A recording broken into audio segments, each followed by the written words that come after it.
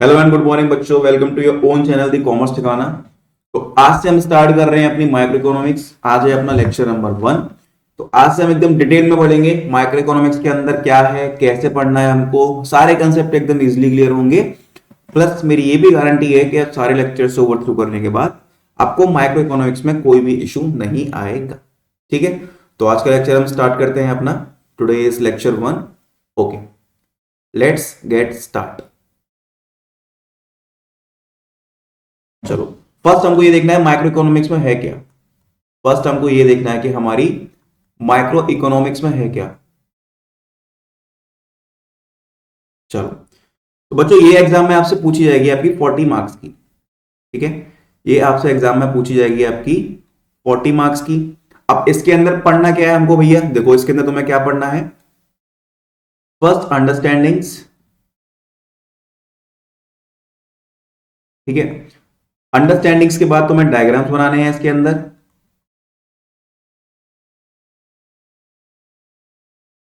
Plus schedules.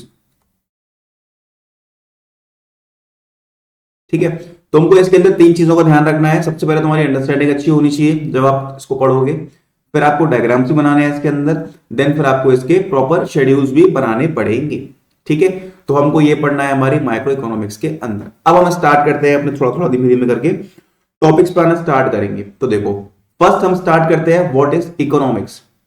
First हम start करते हैं हमारी what is economics.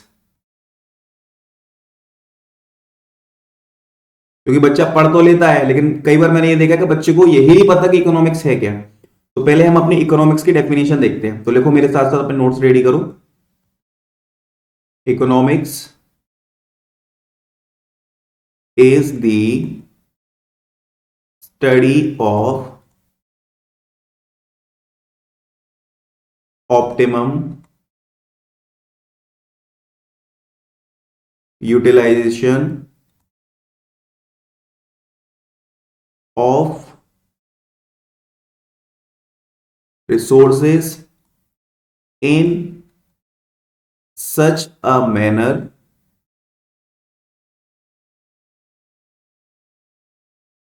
that economic gains are maximized at micro level as well as macro level. देखो, अब definition का मतलब समझो है क्या। Economics is the study of, economics के अंदर हम क्या स्टडी करते हैं, ऑप्टिमम यूटिलाइजेशन ऑफ रिसोर्सेस। इसका मतलब क्या होता है, हमको अपने रिसोर्सेस का बहुत अच्छे से यूज करना है। हमको जो हमारे पास रिसोर्सेस है उनका बहुत अच्छे से यूज करना है। In such a manner that economic gains, तो मतलब हमें हमारी जो भी इकोनॉमी से गेन्स हो रहे हैं, जैसे कि लैंड से हमें क्या मिल रहा है, गेहूं मिल रहा है, बाजरा मिल रहा है, चावल मिल रहे हैं, पेट्रोलियम निकाल रहे हैं, जो भी हम अपने रिसोर्सेज निकाल रहे हैं अपनी इकोनॉमी से जो हमें मिल रहा है, आर मैक्सिमाइज्ड, उसको ज्यादा से ज्यादा कर सके एट माइक्रो लेवल, मतलब एक छोटे स्तर पर, as well as macro level, और एक बड़े स्तर पर भी। ठीक है, तो ये है हमारी क्या, ये है हमारी इकोनॉमिक्स की डेफिनेशन। रिपीट करो मेरे साथ। Economics is the study of optimum utilization of resources in such a manner that economic gains are maximized at micro level as well as macro level. ठीक है, एक छोटे स्तर पर भी और एक बड़े स्तर पर भी। चलो नेक्स्ट, अब देखते हैं ध्यान से। अब ये इकोनॉमिक्स वर्ड बच्चों आया कहां से हमारा, एक इकोनॉमिक्स जो वर्ड है ये बच्चों आया कहां से, तो बताता हूं मैं इसको। देखो, डिराइव्ड फ्रॉम ग्रीक वर्ड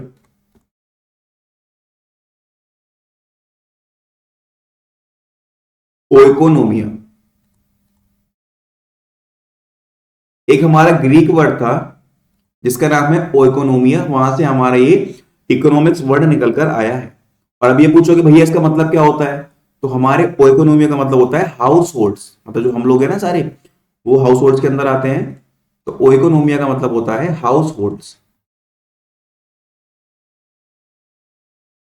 ठीक है, चलो अब देखो ध्यान से, इकोनॉमिक्स को दो पार्ट्स में बांटा गया है।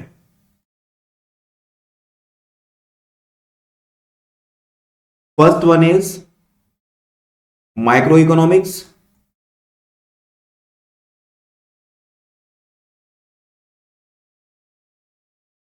And second one is macro economics. Second one is macro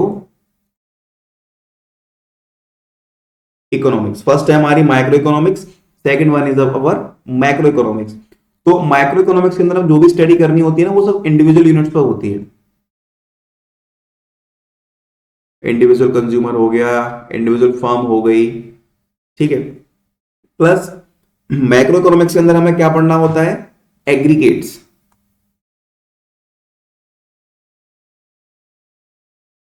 aggregates का मतलब हम यहां पर पूरी की पूरी इकोनॉमी की बात एक ही बार में करते हैं, इकोनॉमी एज अ होल। जैसे कि किसी एक स्पेसिफिक फोन के प्राइस बढ़ गए, किसी एक स्पेसिफिक मोबाइल फोन के प्राइस बढ़ गए, मान लो आईफोन 7 के प्राइस बढ़ गए, तो उसको हम पढ़ेंगे माइक्रो के अंदर। और अगर पूरे इंडिया में सारे फोन्स के प्राइस भी बढ़ते जा रहे हैं, बढ़ते जा रहे हैं, बढ़ते जा रहे हैं, that comes under the micro economics, क्योंकि उस पर पूरी इकोनॉमी में एक साथ पैसे बढ़ रहे हैं ना। जैसे कि पूरी इकोनॉमी में फोन्स के पैसे बढ़ गए, इंडिया के अंदर मोबाइल्स के पैसे बढ़ गए, तो वो हम पढ़ेंगे किसके अंदर, मैक्रो इकोनॉमिक्स के अंदर। ठीक है, वो हम पढ़ेंगे किसके अंदर, वो हम पढ़ेंगे अपनी मैक्रो इकोनॉमिक्स के अंदर। ओके, चलो अब हमारा चैप्टर स्टार्ट होने जा रहा है। अब हमारा चैप्टर स्टार्ट होने जा रहा है, तो देखो फर्स्ट है अपनी यूनिट 1। यूनिट 1 ये हमसे एग्जाम में पूछी जाएगी, कितने की, 4 मार्क्स की। ये हमसे एग्जाम में 4 मार्क्स की पूछी जाएगी, और इसका नाम क्या है, introduction. Introduction,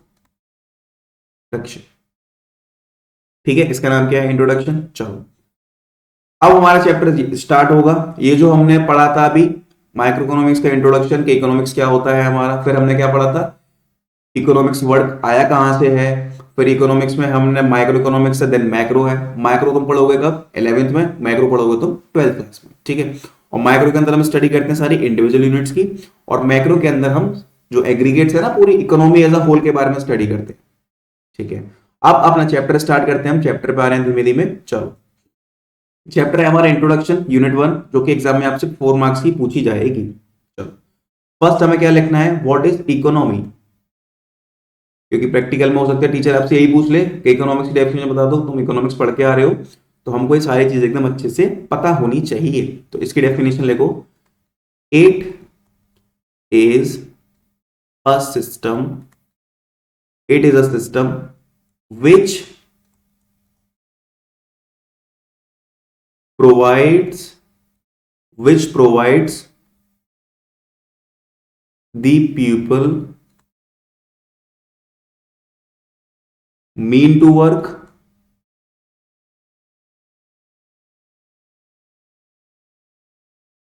and earn a living। Economy क्या है, इकोनॉमी एक सिस्टम है which provides the people mean to work, मतलब ये हमें क्या प्रोवाइड कर रहा है, काम प्रोवाइड कर रही है इकोनॉमी हमारी। जैसे मैं आपको पढ़ा रहा हूं, मैं कहीं और जॉब करने जा रहा हूं, मुझे कौन प्रोवाइड कर रहा है, वो मुझे मेरी इकोनॉमी प्रोवाइड कर रही है। एंड अर्न अ लिविंग, और फिर मैं उससे क्या कर रहा हूं, अपनी लिविंग को अर्न कर रहा हूं, पैसे कमा रहा हूं, ठीक है। यही होती है डेफिनेशन हमारी इकोनॉमी की। It is a system which provides the people mean to work, मतलब जो हमें काम दे रहा है, एंड अर्न अ लिविंग, और जिससे हम अपनी लिविंग अर्न कर रहे हैं, वो हमारी होती है क्या, इकोनॉमी, ठीक है। वो हमारी क्या होती है, वो हमारी होती है इकोनॉमी। चलो नेक्स्ट इज व्हाट, इकोनॉमी को हमने दो पार्ट्स में डिवाइड किया है। इकोनॉमी को हमने दो पार्ट्स में डिवाइड किया है। First one is open economy, first one is open economy, and second one is closed economy. First one है हमारी ओपन इकोनॉमी, और second one is close economy. अब देखो ओपन इकोनॉमी क्या है, when an economy has economic relation with other countries, with other countries, तो उसको हम बोलते हैं ओपन इकोनॉमी। सिंपल भाषा में ये समझ लो, अगर इंडिया का इंपोर्ट एंड एक्सपोर्ट बाहर की सारी कंट्रीज से हो रहा है तो वो हो गई हमारी ओपन इकोनॉमी, और अगर हम नहीं कर रहे हैं ऐसा तो वो हमारी हो जाएगी क्लोज्ड इकोनॉमी। तो लिख देते हैं इसके आगे भी, when an economy has no economic relation with other countries, तो उसको हम क्या बोलते हैं बच्चों, उसको हम बोलते हैं क्लोज्ड इकोनॉमी। अगर रिलेशन है बाहर से हमारे चल रहा है, इंपोर्ट एक्सपोर्ट सामान आ जा रहा है, तो उसको हम बोल देंगे ओपन इकोनॉमी। और अगर इंपोर्ट एक्सपोर्ट वगैरह आप कोई भी रिलेशन हमारा नहीं हो रहा, ट्रांजैक्शन वगैरह नहीं हो रहा किसी भी कंट्री से, उसको हम बोलते हैं क्या, क्लोज्ड इकोनॉमी। ओके चलो अब देखते हैं next. Next is what, type of economic system. अब हमें क्या पढ़ना है अपना,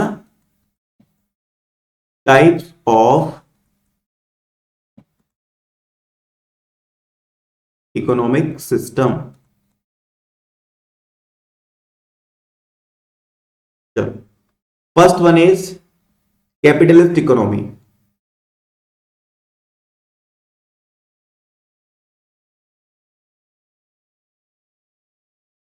first one is capitalist economy and second one is socialist economy.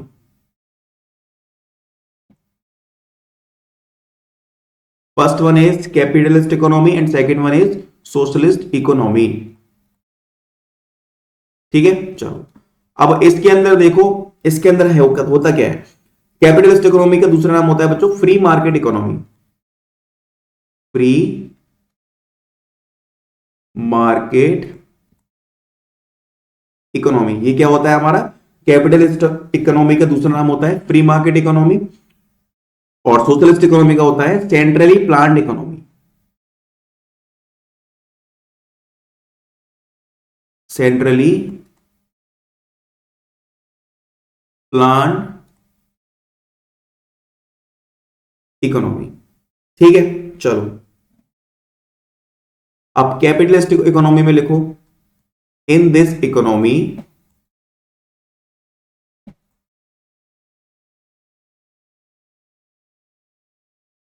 all the means of production are owned by private sector, are owned by private sectors। मतलब यहां पर जो भी हमारा प्रोडक्शन वगैरह हो रहा है उसका मालिक कौन है, उसको प्राइवेट सेक्टर्स ओन्ड कर रहे हैं। इसको हम बोलते हैं क्या, कैपिटलिस्ट इकोनॉमी और फ्री मार्केट इकोनॉमी। और ये बात आती है अब सोशलिस्ट इकोनॉमी की। यहां क्या है देखो, इन दिस इकोनॉमी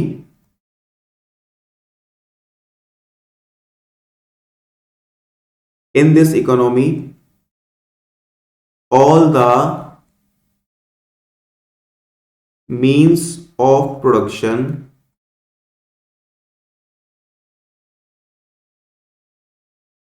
like resources। यहां पर प्रोडक्शन का मतलब होता है बच्चों रिसोर्सेज, याद रखना, यहां पर प्रोडक्शन का मतलब होता है resources. Resources are owned bye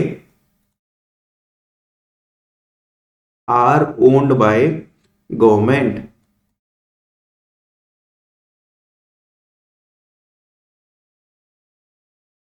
ठीक है, in this economy all the means of production, सारे रिसोर्सेज का यूज हमें कैसे करना है वो कौन ओन करता है, गवर्नमेंट ओन करती है। और वहीं कैपिटलिस्ट इकोनॉमी में all the means of production like resources are owned by private sector, यहां पर प्राइवेट सेक्टर इनको ओन करते हैं। ठीक है, ये हो गया हमारे फर्स्ट पॉइंट। आप इसी के अंदर लिखो सेकंड पॉइंट। चलो यहां लिखता हूं मैं कैपिटलिस्ट के, कैपिटलिस्ट इकोनॉमी को मैं लिख रहा हूं शॉर्ट फॉर्म में सीई, आप लिखना फुल फॉर्म, और सोशलिस्ट को मैं लिख रहा हूं एसई। ठीक है, second point is that motive is profit earning, मतलब कैपिटलिस्ट इकोनॉमी का मोटिव क्या होता है, उसको प्रॉफिट कमाना है बस। Motive is profit earning. और बच्चों सोशलिस्ट इकोनॉमी मतलब गवर्नमेंट किसके लिए काम करती है, गवर्नमेंट को अगर प्रॉफिट हो तो भी उसको काम करना है, लॉस हो तो भी काम करना है, तो इसका मोटिव होता है social welfare. Motive is social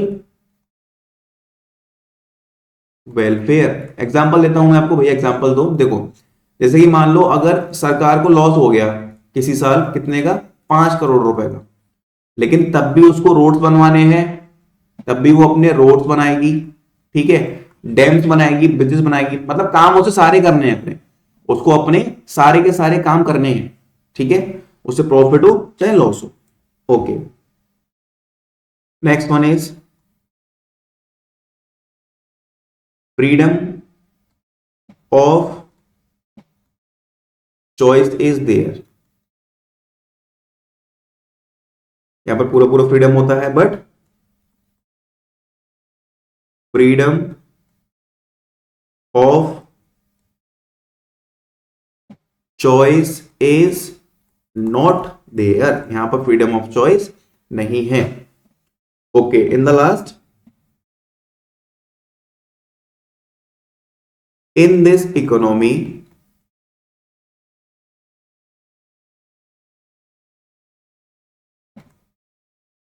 price, sorry, in this economy central problems, central है,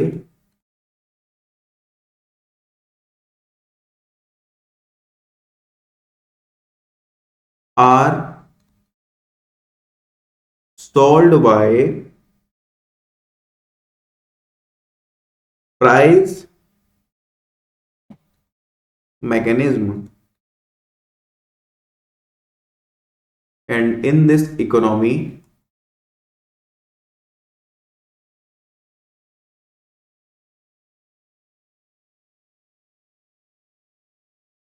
central problems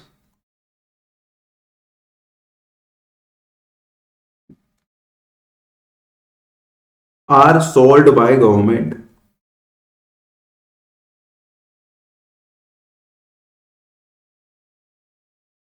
अब देखो ध्यान से, सेंट्रल प्रॉब्लम क्या होती है, सेंट्रल प्रॉब्लम को हम आगे पढ़ेंगे ब्रीफ में, तो अभी हम अपना टाइम वेस्ट नहीं करेंगे। तो पहले समझो व्हाट इज प्राइस मैकेनिज्म।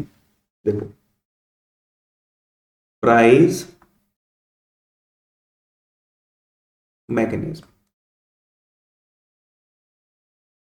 अगर मान लो इकोनॉमी में किसी भी चीज की डिमांड बढ़ रही है, किसी भी चीज की डिमांड बढ़ रही है, दैट मींस लोग ज्यादा से ज्यादा उस चीज को डिमांड कर रहे हैं, हमें ये दो, हमें ये दो, हमें ये दो, तो उस केस के अंदर क्या होगा, उसका प्राइस भी बढ़ जाएगा, उस केस में उसका प्राइस भी क्या होगा, बढ़ जाएगा। ठीक है, फिर ये पूरा का पूरा चैप्टर है तुम्हारा, ध्यान याद रखना, आगे तुम पूरा का पूरे डिमांड चैप्टर पढ़ोगे अच्छे से। फिर नेक्स्ट देखो, अगर किसी भी गुड्स की डिमांड कम हो रही है, अगर किसी गुड्स की डिमांड क्या हो रही है, कम हो रही है, तो उस केस के अंदर उसका प्राइस भी क्या होगा बच्चों, प्राइस भी उसका कम हो जाएगा। ठीक है, जो हमारा प्राइस होता है वो वर्क कैसे करता है, वो डिमांड एंड सप्लाई के अकॉर्डिंग वर्क करता है। ठीक है, प्राइस हमारा डिमांड और सप्लाई के अकॉर्डिंग वर्क करता है। तो ये है हमारा प्राइस मैकेनिज्म, देखो लिखा हुआ है यहां पर, in this economy central problems are solve by price mechanism. इसको सॉल्व किसके द्वारा किया जाता है, प्राइस मैकेनिज्म के द्वारा। ठीक है, अगर डिमांड बढ़ रही है तो उसका प्राइस भी बढ़ जाएगा, और डिमांड कम हो रही है तो उसका प्राइस भी नीचे आ जाएगा।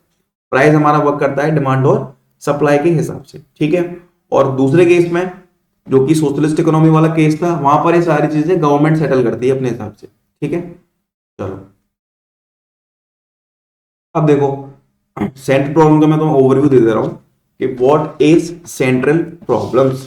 ठीक है, हमारी सेंट्रल प्रॉब्लम होती क्या है,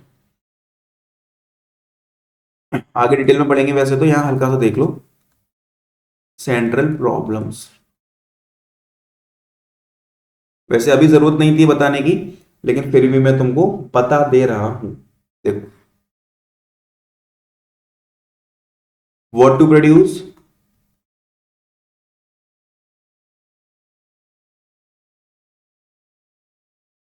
how to produce and for whom to produce.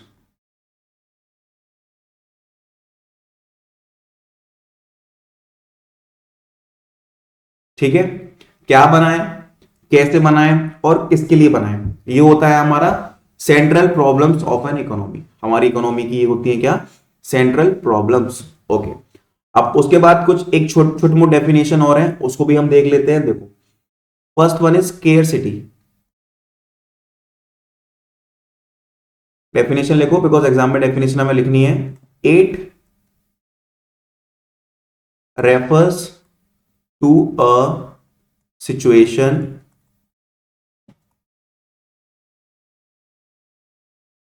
when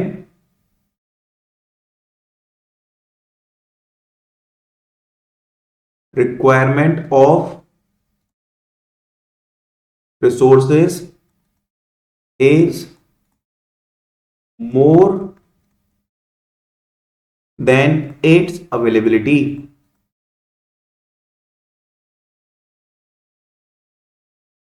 ठीक है, मतलब रिक्वायरमेंट ज्यादा है, लोग ज्यादा मांग रहे हैं, बट हमारे पास उतने रिसोर्सेज नहीं है, हमारे पास उतने रिसोर्सेज नहीं है। दैट मींस डिमांड तो बहुत ज्यादा है, डिमांड तो बहुत हाई फाई है, दो हमें दो हमें दो हमें दो हमें दो, बट हमारे पास उतनी सप्लाई नहीं है। हमारे पास सप्लाई क्या है बच्चों, लिमिटेड है। एक एग्जांपल और देखो, तुम्हारे पास 5 क्रिकेट बैट है, तुम्हारे पास 5 क्रिकेट बैट है, बट यहां पर 1000 लोग हैं जो तुमसे क्या कह रहे हैं, हमें बैट दे दो हमें बैट दे दो हमें बैट दे दो। दैट मींस क्या मतलब है इसका, it refers to situation when requirement of resources is more than its availability. मतलब रिक्वायरमेंट ज्यादा है, लोग ज्यादा से ज्यादा रिसोर्सेज हमसे मांग रहे हैं, बट हमारे पास उतने रिसोर्सेज है ही नहीं। तो इसको हम क्या बोलते हैं, it is the condition of scarcity. ठीक है, तो लेक्चर 1 हम रखते हैं आज तक इतना ही, फिर आगे लगते लेक्चर में देखेंगे अब हम और क्या क्या पढ़ेंगे। ठीक है, तो आज हमारा एंड होता है लेक्चर 1। तो पढ़ते रहो अपने भाई के साथ मस्त होके एकदम।